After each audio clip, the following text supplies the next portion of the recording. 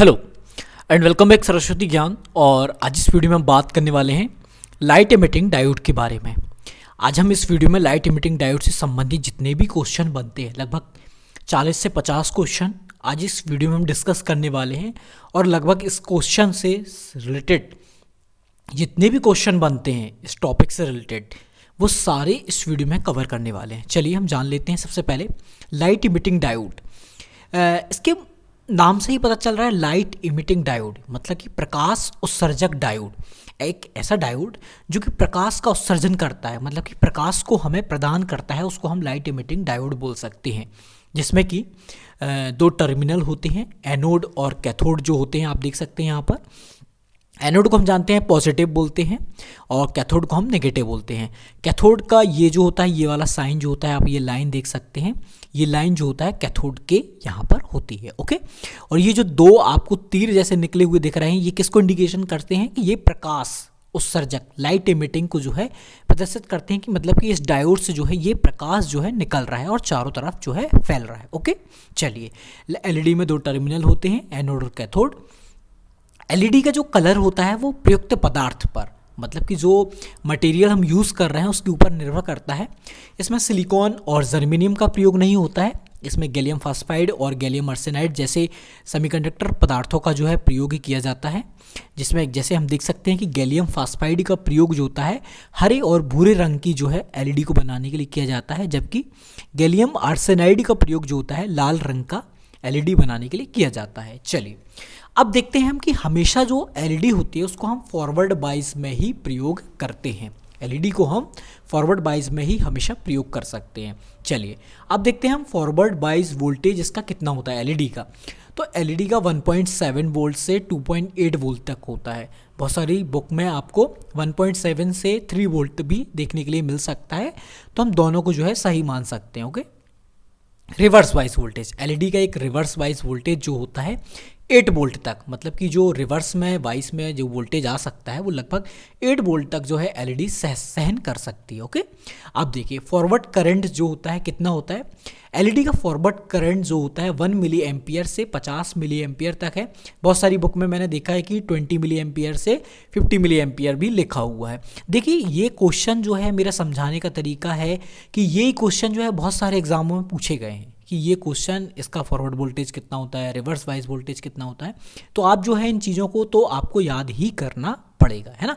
जो समझने की चीज़ है उनको आप समझ सकते हैं। ओके, जैसे कि अब पी एन डायोड की तुलना में एलईडी की फॉरवर्ड वोल्टेज जो होती है अधिक होती है। कैसे होती है? पी एन डायोड की तुलना में एलईडी की फॉरवर्ड वोल्टेज, अब भी हमने पढ़ा कि फॉरवर्ड वोल्टेज कितना होता है 1.7 टू 2.8 मान के चलिए 3 वोल्ट हो सकती है। जबकि हम देखते हैं कि हमारा साधारण डायोड जो होता है पीएन डायोड होता है सिलिकॉन से अगर बना होता है तो वो 0.7 वोल्ट पर जो है उसका नी वोल्टेज, जैसा कि हम जानते हैं पढ़ा हुआ है हमने कि 0.7 पर जो है कंडक्ट होने लगता है, मतलब कि चालू हो जाता है। जबकि जर्मेनियम से बना होता है अगर वो, तो 0.3 वोल्ट जो है उसका फॉरवर्ड वोल्टेज होता है। और बात कर लेते हैं पीक इन्वर्स वोल्टेज जो हो जाएगी कम होती है। पीएन डायोड की तुलना में एलईडी का पीक इन्वर्स वोल्टेज कम होता है। कैसे होता है कम? देखिए अभी हमने देखा कि इसका रिवर्स वाइज वोल्टेज कितना है 8 वोल्ट है, जबकि पीएन डायोड का जो होता है, पीएन डायोड का प्रयोग हम किस किस चीज़ों में करते हैं, जैसे कि ब्रिज में करते हैं, हाफ वेव रेक्टिफायर में करते हैं, फुल वेव ब्रिज रेक्टिफायर में करते हैं। Okay, centre tap full wave rectifier में करते हैं। देखिए ब्रिज और हाफ वेव रेक्टिफायर का जो पीक इन्वर्स वोल्टेज होता है वो इक्वल टू वी मैक्स, मतलब कि पीक वोल्टेज के बराबर होता है। जो ब्रिज और हाफ वेव रेक्टिफायर में जो हम डायोड यूज़ करते हैं उनका पीक इन्वर्स वोल्टेज कितना होता है? इक्वल टू वी मैक्स, मतलब कि पीक वोल्टेज का जो लगभग बराबर होता है। उसी प्रकार अगर हम फुल वेव रेक्टिफायर में बात कर लेते हैं तो जो हमारा पीक वोल्टेज होता है वो लगभग जो है दुगना होता है। ओके, तो यहाँ आप समझ गए होंगे, तो जो पीक वोल्टेज जो होता है हमारा वो दुगना होता है और यहाँ पर सिर्फ हमारा रिवर्स वाइज वोल्टेज कितना है 8 वोल्ट है। इस तरह हम जान गए हैं कि पीएन डायोड का जो पीक इन्वर्स वोल्टेज जो होता है एलईडी की तुलना में जो हो जाएगा ज़्यादा होता है, यानी कि एलईडी का कम होता है। चलिए अब हम बात कर लेते हैं एलईडी के नेक्स्ट क्वेश्चन के बारे में। नेक्स्ट एलईडी जो हो जाएगा फोटोन द्वारा प्रकाश उत्पन्न करती है। एलईडी जो होती है किसके द्वारा प्रकाश उत्पन्न करती है, तो फोटोन के द्वारा उत्पन्न करती है, ठीक है। एलईडी का लाइफ टाइम जो है बहुत सारी जगह ये पूछा गया है, लगभग 10,000 से जो है इसका ज़्यादा घंटे जो है इसका लाइफ टाइम होता है। अब देखिए एलईडी जो होती है विद्युत संदीप्ति इलेक्ट्रोल्यूमिनेंस सिद्धांत पर कार्य करती है। ये आपको याद रखना होगा कि एलईडी का जो सिद्धांत होता है वो विद्युत संदीप्ति मतलब कि इलेक्ट्रोल्यूमिनेंस सिद्धांत पर ये कार्य करती है। ओके, अब देखिए एलईडी में आवेश वाहकों के पुनर्मिलन से फॉरवर्ड वाइज में तो प्रकाश उत्पन्न होती है। मतलब कि एलईडी में प्रकाश कैसे उत्पन्न होता है, तो आवेश वाहक कौन कौन से होते हैं, इसमें दो प्रकार के आवेश वाहक हो सकते हैं ना, इलेक्ट्रॉन्स और होल्स हो सकते हैं। मतलब कि आवेश वाहकों के पुनर्मिलन से फॉरवर्ड वाइज में प्रकाश उत्पन्न होने लगता है। फॉरवर्ड वाइज में, रिवर्स वाइज में नहीं होगा उत्पन्न। ओके, और जो प्रकाश उत्पन्न होता है एलईडी में वो कहाँ से उत्पन्न होता है, तो वो होता है अवक्षय परत से, डिप्लीशन लेयर जैसे हम बोल सकते हैं। जो बीच वाला भाग जो होता है उससे जो है प्रकाश जो है उत्पन्न होती है।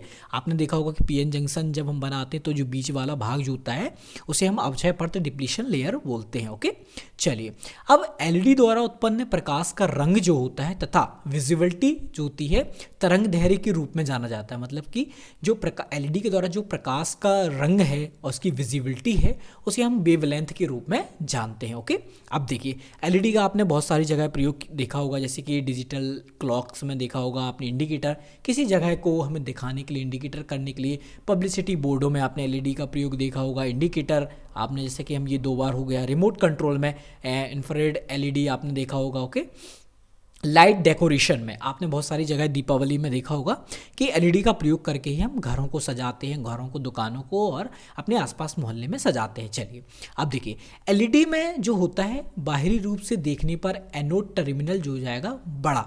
देखिए अब मैं आपको एक चित्र के माध्यम से बताने वाला हूँ कि बाहरी रूप से देखने पर एनोड टर्मिनल कैसा दिखता है, बड़ा दिखता है। जैसे कि आप चित्र में यहाँ देख सकते हैं कि ये एलईडी है, बना हुआ है हमारा।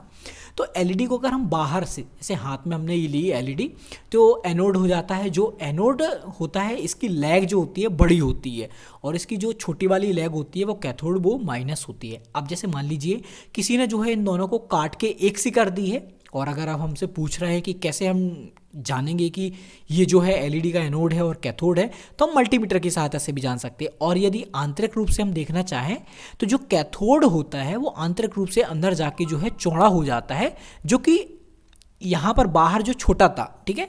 उसी प्रकार एनोड की अगर हम बात करते तो एनोड जो है बाहरी रूप से जो लंबा था वो अंदर जाके बिल्कुल पतला हो जाता है। ओके, तो ये था हमारा एलईडी के बारे में डिस्कशन और मैं आशा करता हूँ कि आपको ये समझ में आया होगा।